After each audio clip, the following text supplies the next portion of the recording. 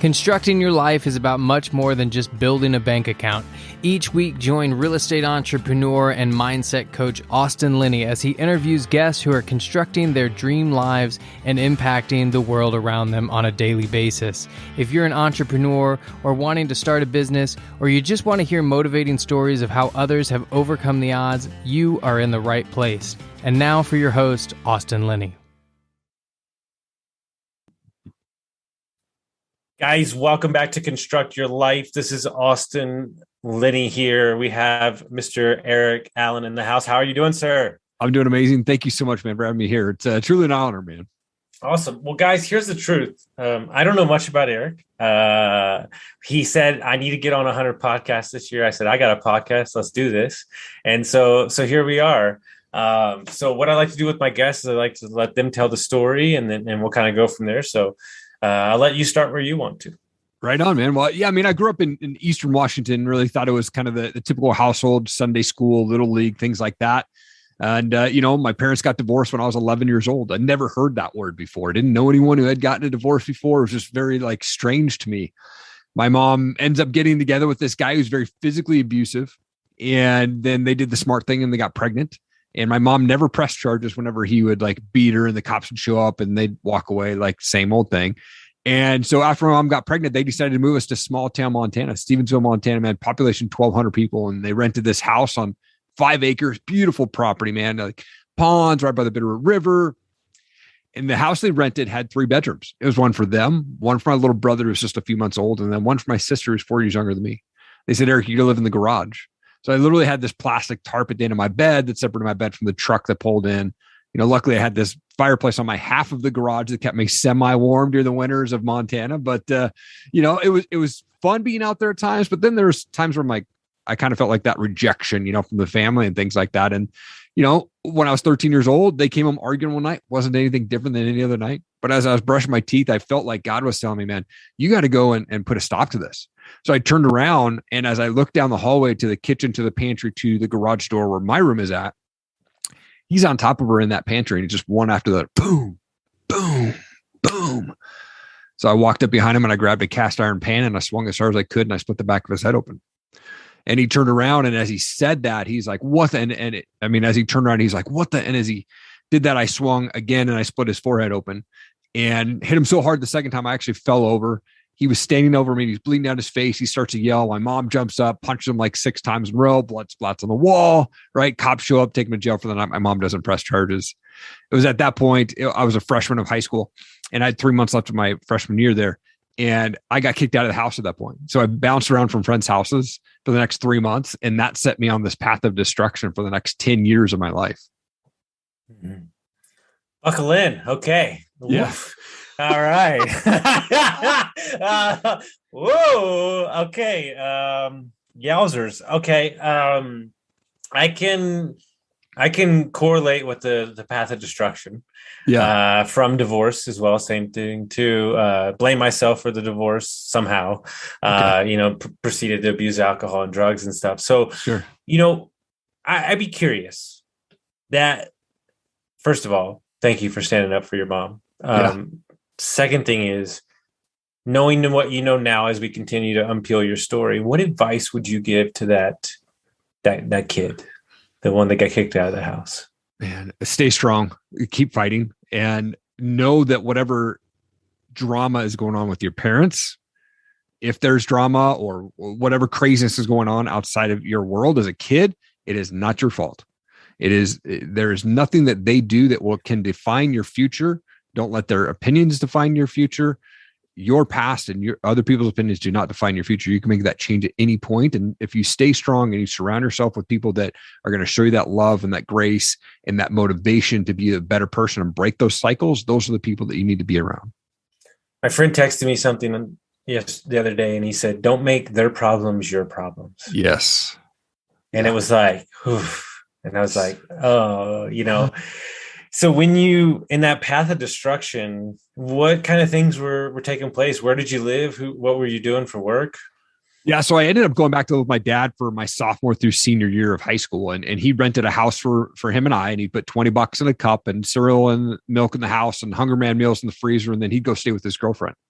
And so I had no adult supervision, no accountability, right? Like I was going to school, I was getting stoned before school, at lunch, after school, taking mushrooms, acid, opium, whatever I could get my hands on. Like even to the point where I was going to the store to buy a bottle of Robitussin DM because it was $2.50 and a hit of acid was $5, right? So it was cheaper for me to go get high off of the morphine and that cough syrup than it was the acid, and so 18 years old, I got arrested for having a bong, which is now legal in the state of Washington. But at the time it was not in 1998. And so I had to go to jail. I had a black and white chain gang outfit on, bright orange slippers. I had to just go for 24 hours, but it was pretty scary 24 hours for sure. And got out. And then I graduated a couple months later. I woke up to a note on the bathroom mirror that said, you can't comply with house rules. You have 48 hours to get out. So at that point, I was basically living off of credit cards. And between ages of 18 and 21, I moved 21 times. Living off of, friends' couches here, friends' second cousins there, things like that. And it caught up to me by the time I'm 21. I'm $28,000 in debt and I had to file bankruptcy. I was borrowing money from Money Tree to pay cash advance and vice versa and, barely surviving. And then I had moved up to Seattle. I had $100 in my pocket. Always wanted to move to Seattle. Got up there and, again, bouncing around from house to house and wanted to get into the music business. I don't know how to play anything, but I was like, I want to be in the music business, sales, marketing, whatever it is. I ended up landing an internship with Universal Records, and it was probably the coolest job ever. And I just showed up every day for 6 months. Just was going to stuff posters and do whatever it would take for me to get that job. And after 6 months, they hired me on as their mailroom coordinator. So I was tracking sales and setting up meet and greets and stuff like that. The problem was the year before I started there, and then that year, I had open tab at every concert I went to. And my buddy was a manager at an outdoor venue. So I had this 2-year span where I was going to about 175 concerts over that span. Open tab, every concert. So I was living this rock star lifestyle without being a rock star. And then I got laid off for my 1-year anniversary there at Universal Records. And again, kind of put me in this depression. I was working at Starbucks. I'd get off work, go to my, ghetto apartment with my 6-pack of beer and drink myself to sleep. And, that was up until I was about 23 years old. That was my job. I had no idea what I was going to do. I just thought, this is the life that I've been given and I'm not going to do anything about it. I'm just going to keep living this depressed life. And one night this girl walked into Starbucks and she said, hey, we got this cool college age event down in our church. Would you be interested in going? And I'm depressed. I have no friends. I'm alone. And she's good looking. Absolutely. What time do I need to be there? So I go down there and there's like all these guys that I knew from like 6-7 years ago. Dude, I haven't seen you forever, man. It's been cool to catch up. And I think in that moment, I felt like God was planting a seed in me, because a month later is Easter 2004. And I was out partying with my buddies. We woke up Easter morning. Woke up Easter morning about 5 a.m., surrounded by probably 15 guys in my buddy's basement. And I felt in that moment that God was speaking to me saying, dude, you're going down this path that's going to end your life very quickly. It's time to make a change. And I decided to give my life to Christ right there. And I quit cold turkey drugs, drinking cigarettes, everything in that moment. And I called that girl up and got her voicemail and said, hey, thanks for inviting me to that church event. Maybe I'll see you at Starbucks sometime. And a month later, we were dating. And now we've been married for almost 17 years. No way. Yeah. Holy crap. Yeah, pretty crazy, man. And we were actually both born at exactly the same minute. 1:41 p.m. on our birth certificates. Different days, different years, but same minute. That is just, wow.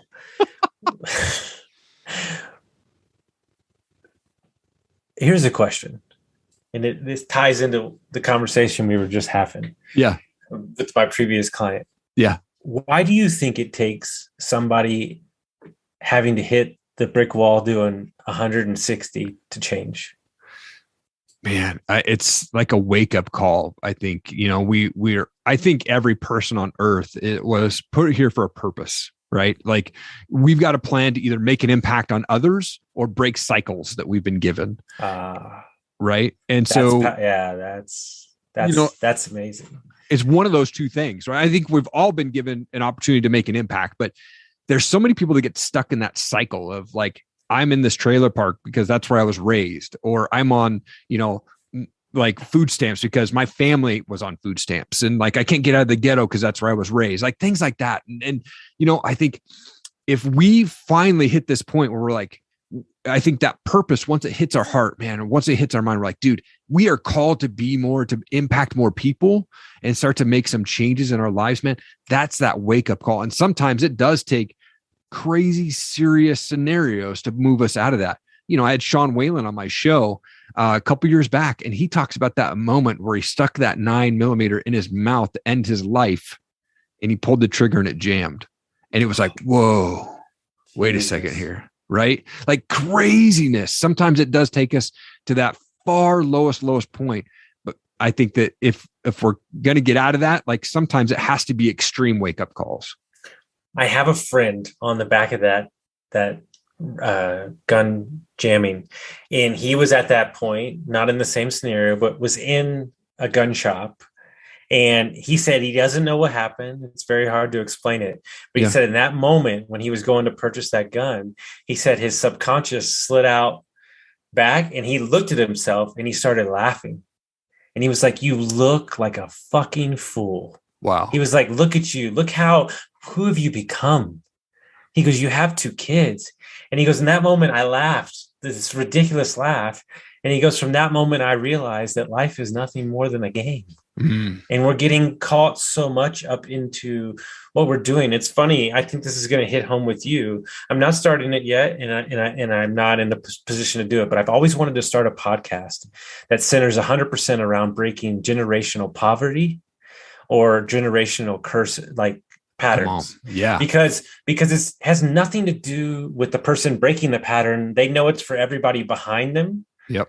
But the power and aggression and focus that it takes to my girlfriend's a scenario, her parents drugs their whole life and on the island and the same shit. And I look at her and her sisters and I go, you are great humans and you work and you have kids. And it's like, it's so great to see that they made a choice. They stuck their flag in the ground and they said, I'm not going to carry this on any longer. Yep.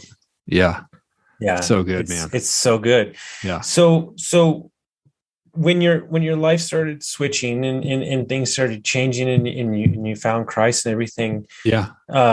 What action did you take right away? Because a lot of people say the issue that I see is like, I don't even know how to create the vision necessary to even start walking forward. That seems to be the big thing. I personally had to take some steps right immediately. Like you said, like you have to take immediate action. If you sit on it, you're not going to ever change. But if you get this vision or you get this gut feeling like, man, I need to make a change right now, you got to take action. And so what I did was I immediately called my buddies and I said, dudes, here's the thing. I got to get healthy. I'm not going on a good path right now. And I need to take a break from managing the band. I need to take a break from going out to concerts and going to the bars right now. And they're like, dude, you got to get healthy. And to this day, they're still my friends. I took like 6 months off from going to the bar, from hanging out with those guys, anything like that. What I did was replace that with hanging around with guys that had great marriages, that had great businesses, that were Christ followers. And I started filling up my cup with guys that were living that life that I wanted to live. I surrounded myself with the right people. And without even realizing it, I was like taking guys out to interview them, but really saying, hey, can we go get a cup of coffee? And I would just ask them their story. Like, what are you doing to stay in that spot? And that's really where it started to hit me like, dude, my past does not define my future. I can make that change at any moment. Oh, I love that. It is really true. Some guy told me, he's like, we're all addicted to something. He's like, just what are your addictions? Are they positive or negative? Yes. You know, and at the end of the day, that's what you have to do. And it's, I find myself, especially I look at my mentors and people that I'm around. We far less talk about business than we do life. And I honor them for who they are as a dad and a husband more than I do for any business success. Yeah. And so what are you doing today? Like, what's your mission today? What do you do on a day-to-day basis? My mission today is really just to make that impact, to help people realize that, you know what, the past doesn't define you, right? That's that thing. But I also realize that like we're created to make that impact on somebody. So I have this daily goal where I need to go and make at least one person smile, whether that's virtually or in person. If I'm at the store, I'm at the restaurant or something like that, people wear name tags for a reason. It's not just to be the Karen and complain, right? It's to call them by their name and man, say, hey, Steve, have a good day, or, however, whatever their name is, right? And so first of all, you have to stack the wins. So when I wake up at 4 a.m., 6 days a week, if I open my eyes, there's win number one. I jump out of bed, I make my bed, there's 2 wins in 15 seconds. It's going to be an awesome day. And then I come upstairs after working out, and I've got this vision wall, and I literally go through all of the pictures I posted, all of the quotes I've got on there. I've got my goals on the wall, and I read those out loud, not just saying like in my head, just looking at them. I visually and then audibly say them out loud. And I am statements. I am a millionaire. I am the owner of this property. I am this, right? And that helps me to get in that right mindset.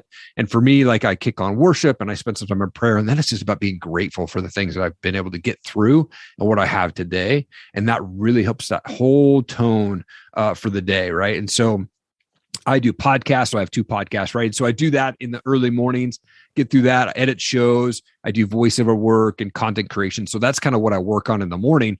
And then I start my regular job at 8, but that 6:30 to 7:30 window is when I'm waking my kids up. I'm making them breakfast. I'm doing lunches with them, and I get to see them out the door. And so that's really my main focus. And then at 5 o'clock at the end of the day, it's family time. I try to shut off the phone. I try not to, get on social media and things like that. And so that's really my passion right now, is just making that impact on others.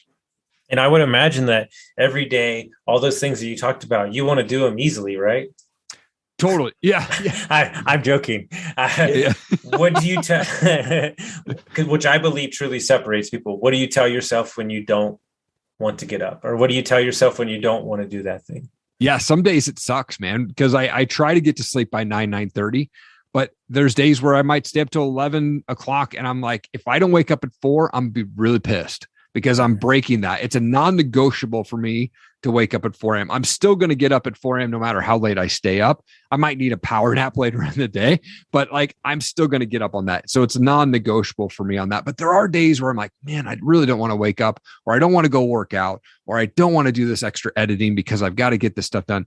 And what I have to realize is that end goal for me is this property that I have on my vision wall. And that property is literally, I have it written underneath. If I can't pee off my front porch, my neighbors are too close. Like that's the property that I want. And that's the end goal, right? So that's what I sit there and I go, man, that's the end goal. You got to keep pushing for that. Cause that's what I want my family legacy to be on that property for years to come.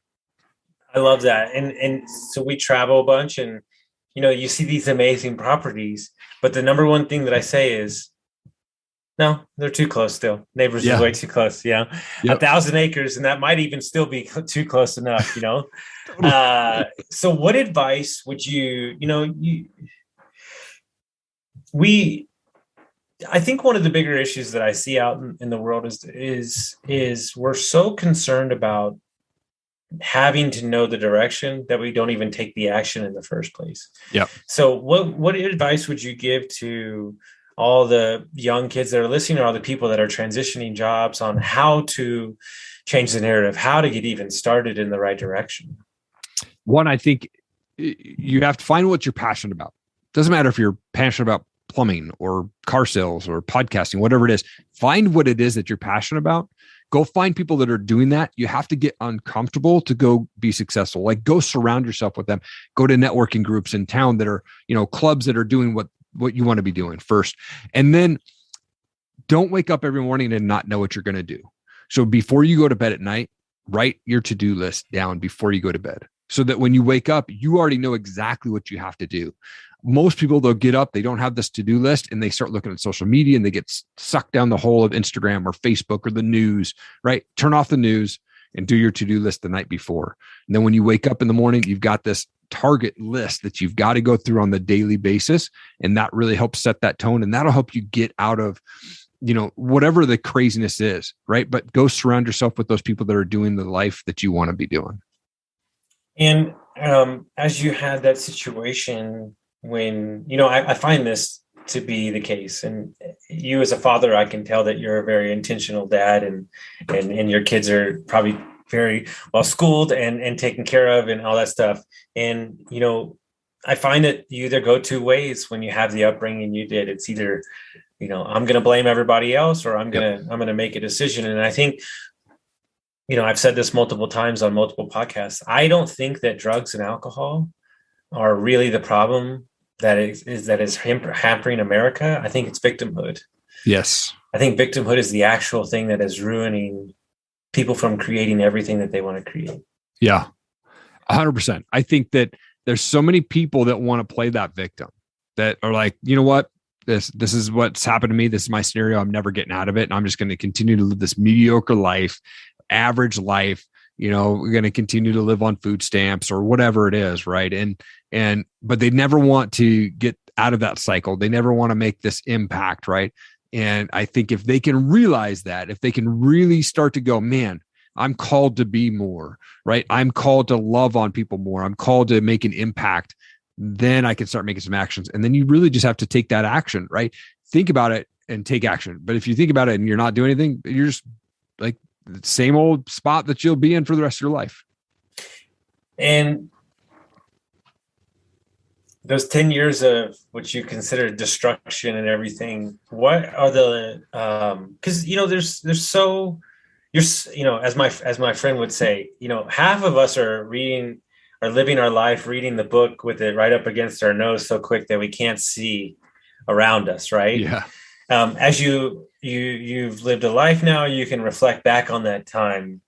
Are there any lessons from that? Not in a like, but like in a just like gifts that you can pass along to somebody that's kind of like maybe not seeing the destruction that they're creating, because I created my own destruction. So it's interesting to look back on that time. Yeah, it is. I think, in our early 20s, like if you're in your early 20s and you're listening to this, like quit going to the bar so much, quit going out and partying so much. Because what I didn't think about then was, hey, you know what? When I'm 40 or 50 years old, I want to be set up and I want to be like working hard, but I don't want to be, I want to be financially free by the time I'm 40, right? I didn't think about that. I didn't think about what do I want to do when I'm 40 in my early 20s. I was all worried about going to the bar and finding, a girlfriend or whatever it is, right? Like if I could just give one piece of advice, start to think about like, what do you want to be? Where do you want to be when you're 40 years old? If you're in your early 20s or even in your 30s,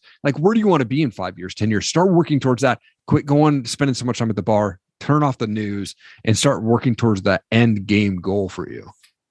See, you see what I see. So I work a lot in the real estate space. I can't tell you how many 50-year-olds I meet that would give up their right arm to have started 30 years ago. Yeah. Will have put down, and then they would be set up. And I say the same thing to myself, it's like, if I had all the money I made in my 20s, like we'd be in a really good spot right about now, not that I'm upset. My story is my story and it's totally cool, but it's definitely stuff that you look back on. And it's about, getting outside of yourself and just kind of leaning into whatever you're doing and just kind of pushing forward and let the chips fall where they may, I think is kind of the tactic. I think one of the things I talk about is everybody tries to live their life in absolutes. Mm-hmm. Like, this is the only place I'm supposed to live. This is the only thing I'm supposed to do. And it's, we're not in that world anymore.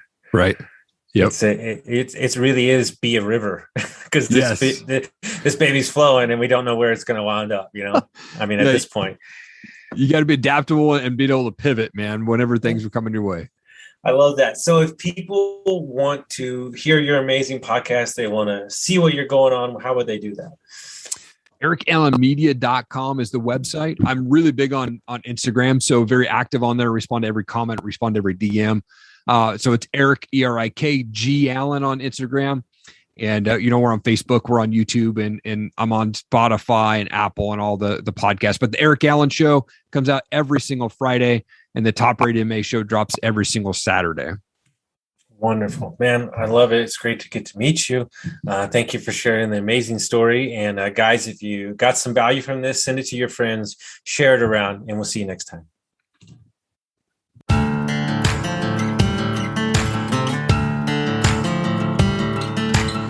Thank you for listening to Construct Your Life with Austin Linney. If you enjoyed this episode, be sure to rate, review, subscribe, and pay it forward by sharing with a friend.